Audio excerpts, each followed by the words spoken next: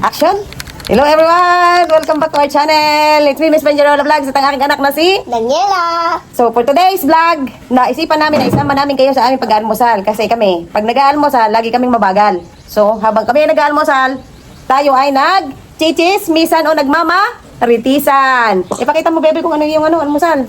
Mangga at dalawang sandwich. Ito yung almusal ng aking bebe. O, di ba? Mahilig siya sa mango at saka sa sandwich.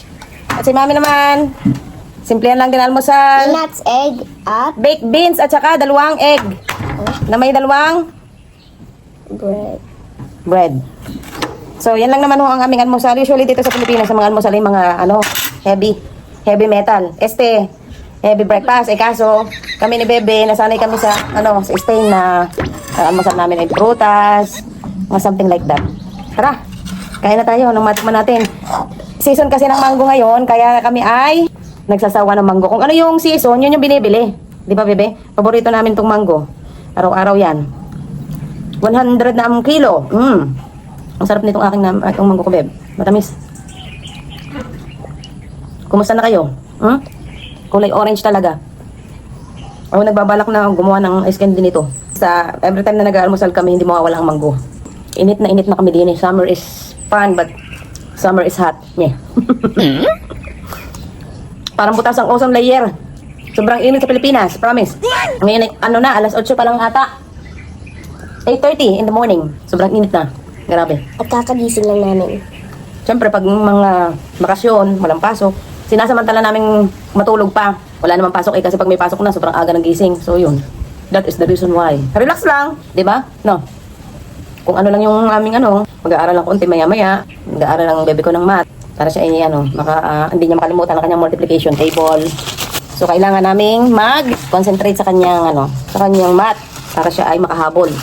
Ano yung mamarites mo, bebe? Dapat pang almusal mo? Yeah. May almusal as well. Bit by bit. Ika nga. Sarap na almusal namin. Kahit pa paano, humahangin naman. Kaya, medyo malibalas dito sa aming terrace. Nahulugan ka na ata ng Yan. Masarap to. Masarap ang gusto ng baby ko yung Ang gusto ng baby ko ay yung buto. Ako gusto ko yung balat. No. Yung balat ang gusto ni mami, ang yung buto. Ala. Ayaw niya namamantsahan ang kanyang pagkain. At hindi masarap pag nabasa sa mango. Yun na, okay na. Hindi na okay na yan. Ba't pa kasi sinabay silang dalawa? Ay, sorry naman. May lagyan na doon. Lagyan dito sa tabi. Ayaw niya lang na mamantsahan ang kanyang pagkain. Kaya, natin. Oh, yan, nalinisan ni mami, oh. Oo. Yan, nalinisan ni mami. Oo.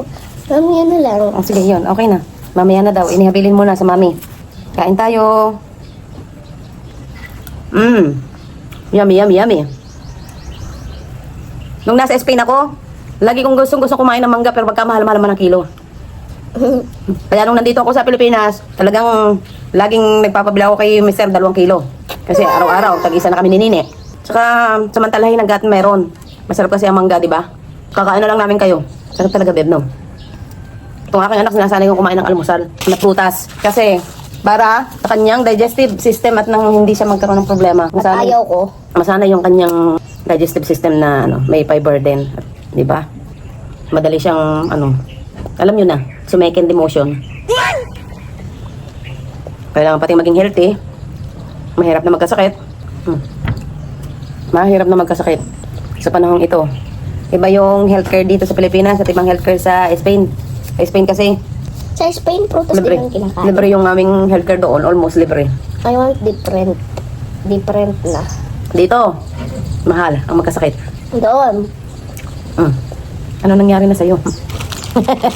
Hindi na gumamit ng kutsara Ganun kasing style ko. Nakakatuwa naman pag holiday kasi sabi kami laging kumain ng aking dalaga. Daddy ko lagi Si umahan. daddy laging wala kasi masipag yun Kala ko, ako ng sipag. Hindi pag nagagaga. Trabaho lang ginagawa niya Nakaupo lang at nagsusulat at nakatingin sa CCTV. Masipag ba yun? Noong napasok si Nini, mag-isa lang ako. Nag-almusal. Ngayon meron akong kabady-body. Help me. Sarap talaga. Me. Iba't ibang klase pa talaga ang manggo. Kasi may mango na orange, may mango na yellow.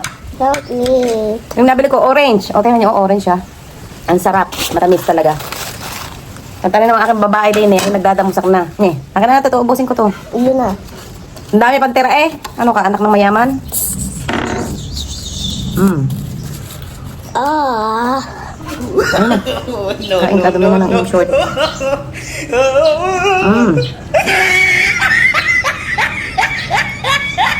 Ito yung heavy breakfast na.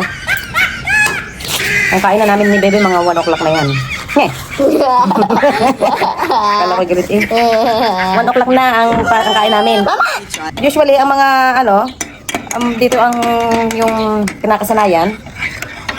Nag-almusal sila ng mga 12. Kami naman, ni Nini, nasanay nga kami sa timetable ng Spain. 1 or 2 p.m. kami kumakain ng tanghalian. Kasi late na kami nag-almusal eh. Kagaya ngayon, mag-9 na. So, mga 2 p.m. na kami kakain nito. Bills-bilsan mo, mami. Gusto ko din manood. Kanina, kakain na tayo. Kainin ka na mabilis. Kain na tayo, Beb. Ako nga, patapos na. Itong bake, nagbila ko ng ano yun? Bake, Hans, beans. Para matikman nga pa kung masarap nga. Masarap nga. With egg. Yum. Yum.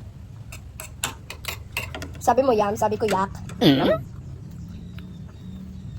Sarap ng almusal namin. Tara, kain tayo. Sa mga Rice Cup family, kung kayo mahilig sa mangga, bumalik kayo sa Pilipinas. At bumili kayo. Lapang-lapang pa more. Tapos na. Tapos ka na mag-almusal, Beb? Patapos na. Kabilis mo naman. Patapos. Hindi Patapos pa. na. Parang akin, dito iyo. We continue eating. Kakain kami ng 1 to sawa. Diba, Bebe? Tapos ka na ga. Hindi. So, ano na? Ang gagawin natin? Gagawin kasi bye-bye to everyone. Sana po ay hindi kayo na-boring sa aming pagkain. Ang aming first vlog na kumakain ng anak ko. And sana magkita pa tayo sa another vlog. Let's try to making 2 or more vlogs in a week. O, diba? So, yun na nga. Maraming salamat. This is Miss Penjerola Vlogs. And this is my daughter. Daniela. And we'll see you. Thank you so much for Thank you so much for watching. At don't forget to like and subscribe. Bye-bye.